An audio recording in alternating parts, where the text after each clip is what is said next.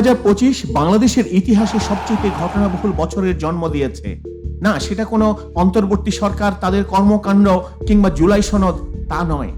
2025-এর এরকম 5টি ঘটনা বাংলাদেশের ইতিহাসে জায়গা করে নেবে এবং যুগের পর যুগ কিংবা শতাব্দীকাল বাংলাদেশ স্মরণ করবে এরকম 5টি ঘটনা।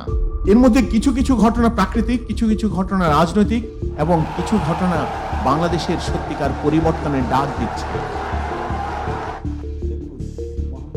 এর মধ্যে প্রথম ঘটনাটি হচ্ছে ভূমিকম্প। বাংলাদেশের ইতিহাসে এত বড় ভূমিকম্প আর কখনো দেখা যায়নি। সত্যিকার অর্থে এই ভূমিকম্প নয়, যেই 5টি ঘটনার বর্ণনা আজকে আমরা করব, এই 5টি ঘটনাই ভূমিধস ঘটনা হিসেবে বিবেচিত হবে বাংলাদেশের ইতিহাসে। ভবিষ্যতের ইতিহাসবিদরা নতুন করে ইতিহাস লিখবেন এই 5টি ঘটনা নিয়ে। এর মধ্যে প্রথম যে ঘটনাটি একটু আগে বললাম যে ভূমিকম্প, বাংলাদেশে এত বড় ভূমিকম্প এর আগে কখনো কেউ দেখেনি।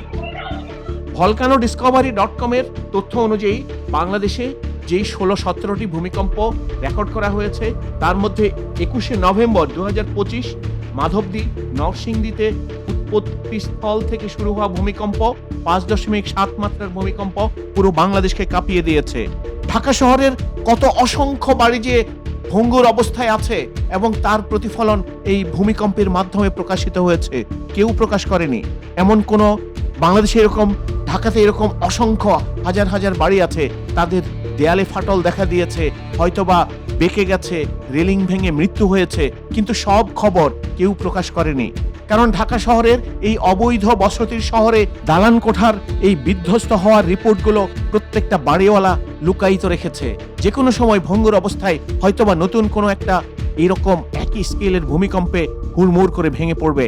কারণ এই অবৈধ বসতির ঢাকা শহরে রাজুকের নিয়ম কানুন না মেনে, নিয়ম শৃঙ্খলার মধ্যে না থেকে যেভাবে বাড়িঘর তৈরি হয়েছে, হয়তো ভবিষ্যতের কোনো ভূমিকম্পে ঢাকাকে পরিত্যক্ত নগরী হিসেবে ঘোষণা করতে হবে। সেই দিন খুব বেশি দূরে নয়। দ্বিতীয় উল্লেখযোগ্য ঘটনাটি বাংলাদেশের কোনো প্রাক্তন প্রধানমন্ত্রীর ফাঁসির রায় ঘোষণা করা।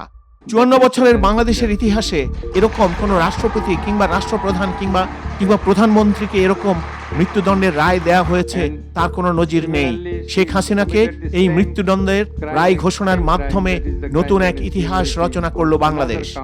এই রায় অবধারিত ছিল, কারণ 16 বছরের তার ফ্যাসিস্ট শাসন আমলে বাংলাদেশের মানুষকে যেভাবে নিষ্পেষিত, নির্যাতিত হতে হয়েছে, জুলাই 2024-এর গণ আন্দোলনের মাধ্যমে এই গণ আন্দোলনে শেখ হাসিনার নেতৃত্বে, শেখ হাসিনার নির্দেশে প্রায় 2000-এর মতো ছাত্র, শিক্ষক, সাধারণ জনতা খুন হয়েছে, তেমনি 20 থেকে 25 হাজার ছাত্র জনতা তার অঙ্গহানি হয়েছে, চিরতরে পঙ্গু হয়ে গেছে। তার প্রতিদান স্বরূপ বর্তমান অন্তর্বর্তী সরকার তাকে মৃত্যুদণ্ড দেওয়ার ঘোষণা করেছে। শতাব্দী কাল যাবৎ আলোচিত হবে এই মৃত্যুদণ্ডের ঘোষণা। সত্যিকার অর্থে এই রায় বাস্তবায়ন হবে কি হবে না সেটা হয়তো সময় বলে দেবে, নাকি শেখ হাসিনা আবার বাংলাদেশে ফিরে আসবে রাজার বেশে, যেমনটি এসেছিলেন 1981 সালে। তাকে হয়তো সাহায্য করার জন্য বাংলাদেশের রাজনৈতিক দলগুলো এই নির্বাচনী মাঠে তাদের ভোট টানার জন্য তাদেরকে পুনর্বাসনের প্রতিশ্রুতিও হয়তো দিয়ে যাচ্ছেন। এখন আমাদের যারা এখানে নৌকা ভরতে না সারা বাংলাদেশে, তারা তো একটু অসহায় অবস্থায় আছে, যে আমাদের মূল লক্ষ্যে পালাই গেছে, আমরা এখন কি করবো। তো সেই জায়গায় আমি আপনাদেরকে এইটুকু আশ্বাস দিতে পারি যে আপনাকে হতাশ হবেন না, ধানের শীষ আপনাদের পাশে আছে, আমরা আপনাদের পাশে আছি।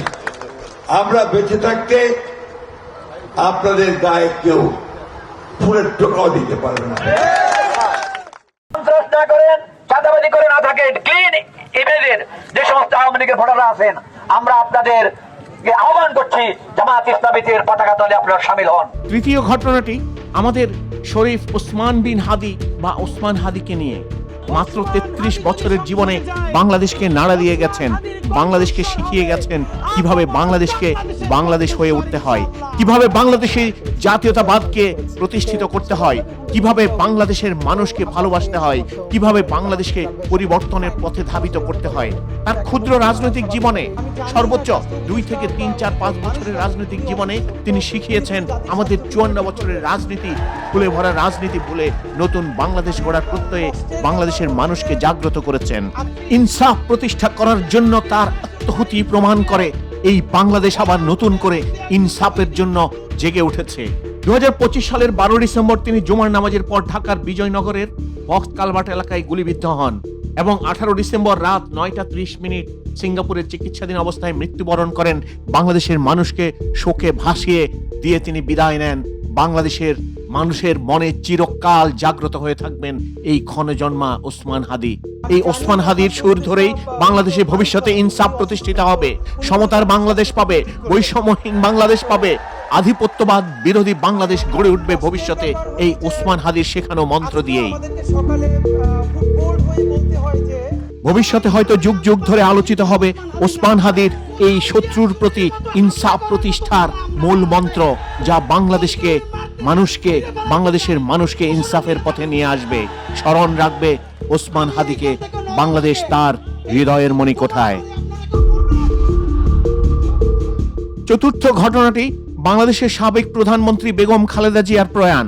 30 ডিসেম্বর 2025 বেগম খালেদা জিয়া বাংলাদেশের মানুষকে কাঁদিয়ে পরপারে চলে গেছেন। আল্লাহ তাকে বেহেশত নসিব করুন। খালেদা জিয়া বাংলাদেশের ইতিহাসের রাজনীতির এক উজ্জ্বল নক্ষত্র, আপসহীন নেত্রী, বাংলাদেশের জাতীয়তাবাদের ধারক এবং বাহক। সত্যিকার বাংলাদেশ গড়ে তোলার স্বপ্নের নায়ক ছিলেন সেই খালেদা জিয়া, যেই খালেদা জিয়ার মৃত্যুতে মানুষ শোকে মুহ্যমান হয়ে গেছে, বাংলাদেশ স্তব্ধ হয়ে গেছে। তার মৃত্যু নিয়ে হয়তো অনেক রাজনীতি হতে পারে, কিন্তু এটা সত্যি খালেদা জিয়ার অনুপস্থিতি বাংলাদেশকে হয়তো নতুন কোনো কালো গহ্বরের দিকেই ধাবিত করবে। হয়তোবা তার শেখানো নীতি থেকেই বিচ্যুত হবে বাংলাদেশের নেতা নেত্রীরা, তার দলের নেতা নেত্রীরা। নতুন কোনো তাবেদারি কোনো সংস্থার সাথে হাত মিলিয়ে ঔপনিবেশিক আগ্রাসনের মতো কোনো বিদেশি প্রভুর তাবেদারিতে যুক্ত হবে বাংলাদেশ। কিন্তু খালেদা জিয়ার আপসহীন নেতৃত্ব এবং বাংলাদেশের প্রতি অকৃত্রিম এবং আপসহীন ভালোবাসা তাকে শতাব্দী পর্যন্ত বাংলাদেশের মানুষ তাকে তার মনের মণিকোঠায় স্থান দেবে, এটা নিশ্চিত। তার জানাজায় লক্ষ লক্ষ জনতার উপস্থিতি প্রমাণ করে জাতি, ধর্ম, বর্ণ, রাজনৈতিক দল, নেতা নেত্রী নির্বিশেষে সবাই খালেদা জিয়ার জানাজায় সামিল হয়েছিলেন শুধুমাত্র তার জন্য দোয়া করতে এবং তার প্রতি শ্রদ্ধা জানিয়ে বাংলাদেশের কল্যাণে। পঞ্চম ঘটনাটি যা বাংলাদেশের ইতিহাসে 2025 উজ্জ্বল নক্ষত্র হয়ে থাকবে ছাত্র সংসদ নির্বাচনের মাধ্যমে। 2025 অনুষ্ঠিত 5টি ছাত্র সংসদ নির্বাচনের মধ্যে সবগুলো ছাত্র সংসদ নির্বাচনে যেভাবে শিবির সমর্থিত প্যানেল জয়ী হয়েছে তা 54 বছরের ইতিহাস বদলে দিয়েছে। ভবিষ্যতে যুগ যুগ ধরে এই ছাত্র সংসদ নির্বাচন আলোচিত হবে যুগে যুগে এবং বাংলাদেশ হয়তো নতুন করে শিখবে কিভাবে নতুন করে উত্থানের রাজনীতি করতে হয়, কিভাবে মানুষের মনে, সাধারণ ছাত্র জনতার মনে জায়গা করে নিতে হয়। ঢাকা বিশ্ববিদ্যালয়, জাহাঙ্গীরনগর, রাজশাহী এবং চট্টগ্রাম বিশ্ববিদ্যালয় এবং সর্বশেষ জগন্নাথ বিশ্ববিদ্যালয়ে ছাত্র শিবিরের ভূমিধস বিজয় সেটা প্রমাণ করে। যদি সত্যিকার অর্থে গণমানুষের সাধারণ ছাত্রের রাজনীতি করা হয় তাহলে সাধারণ ছাত্র ছাত্রী কখনোই তাকে বিতাড়িত করে না, তাকে কখনোই ফেলে দেয় না, তাকে তুলে রাখে অন্তরের মণিকোঠায়।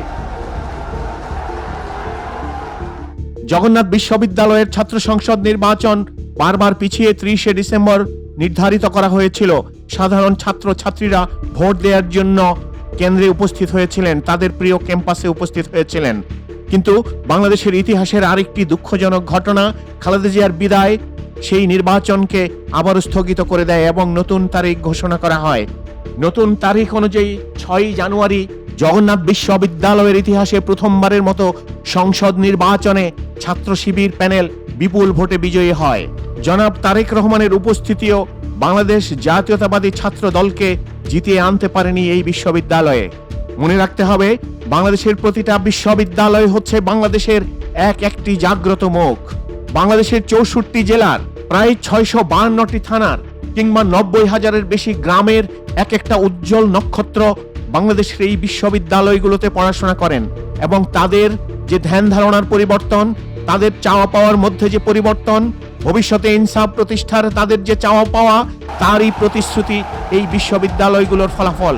কে জানে, হয়তো ভবিষ্যতেই বলে দেবে বাংলাদেশের রাজনীতিতে নতুন মেরুকরণ শুরু হবে হয়তো আগামী 12ই ফেব্রুয়ারির নির্বাচনের মাধ্যমে।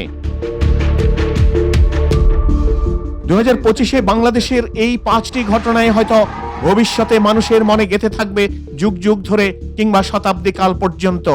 ইনসাফ প্রতিষ্ঠার লড়াইয়ে ওসমান হাদিকে বাংলাদেশের মানুষ চিরকাল স্মরণ রাখবে এবং একদিন না একদিন বাংলাদেশে ইনসাফ প্রতিষ্ঠিত হবেই।